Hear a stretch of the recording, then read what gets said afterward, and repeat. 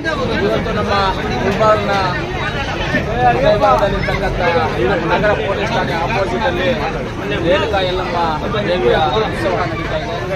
ಇವತ್ತು ಎಲ್ಲ ನಮ್ಮ ಹಿರಿಯರಾದಂಥ ನಮ್ಮ ಮುಖಂಡರಾದಂಥ ಆದಿನಾರಾಯಣನವರು, ಹಾಗೆ ನಮ್ಮ ಶಿವಣ್ಣವರು, ಹಾಗೆ ನಮ್ಮ ರಾಜೇಂದ್ರ ಗೌಡರು, ಮಂಜಣ್ಣವರು, ಆಮೇಲೆ ನನ್ನ ಆತ್ಮೀಯ ಸ್ನೇಹಿತರು, ನನ್ನ ತಮ್ಮಾದಂಥ ನಮ್ಮ ಅಮರು, ಹಾಗೆ ನಮ್ಮ ಯೂತ್ ಕಾಂಗ್ರೆಸ್ ಅಧ್ಯಕ್ಷರಾದಂಥ ನಮ್ಮ ಸೂರಿ, ಹಾಗೆ ನಮ್ಮ ಶಾಪುರ ನಾರಾಯಣಪ್ಪ ಹಿರಿಯರು ದೊಡ್ಡವರು, ಅವರು ಮುಲಾದಿ ಅಂದರೆ ಫೌಂಡೇಶನ್ ಅವರೇ ಇವರಪ್ಪ ಶಾಪುರ ನಾರಾಯಣಪ್ಪ ಅವರು ಒಂದು ಇದರಲ್ಲಿ ಅವ್ರ ಮಗನೂ ಅದನ್ನೇ ಫಾಲೋ ಮಾಡ್ಕೊಂಡು ಹೋಗ್ತಾ ಇದ್ದಾರೆ.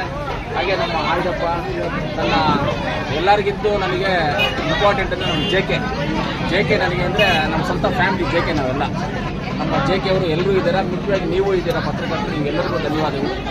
ವರ್ಷವೂ ಯಾವ ರೀತಿಯಲ್ಲಿ ನಡೀತಾ ಇದೆಯೋ ಅದೇ ರೀತಿಯಲ್ಲಿ ಈ ದೇವಸ್ಥಾನ ಕಟ್ಟವಾಗಿದ್ದಲ್ಲೂ ನಾನು ಇದನ್ನು ಸಹಾಯ ಮಾಡಿದ್ದೀನಿ. ಆವತ್ತಿಂದ ಅನುದಾನ ಮಾಡೋದು ಎಲ್ಲ ಮಾಡ್ತಾ ಇದ್ದೀನಿ. ಈಗ ಎಲ್ಲ ಯುವಕರೆಲ್ಲ ಸೇರಿ ಎಲ್ಲ ನಮ್ಮ ಅಮ್ಮರು, ಸೂರಿ, ಚಾಪುರಾಡಪ್ಪನವರು ಮಗ ಎಲ್ಲರೂ ಸೇರಿ, ನಮ್ಮ ಜೆ ಕೆ ಆಂಜಪ್ಪ ಇವರೆಲ್ಲರೂ ಸೇರಿ, ಗ್ರಾಮಸ್ಥರೆಲ್ಲ ಎಲ್ಲರೂ ಸೇರಿ ಇವತ್ತು ಈ ಕಾರ್ಯಕ್ರಮವನ್ನು ಅದ್ದೂರಿಯಾಗಿ ಮಾಡಿದ್ದಾರೆ.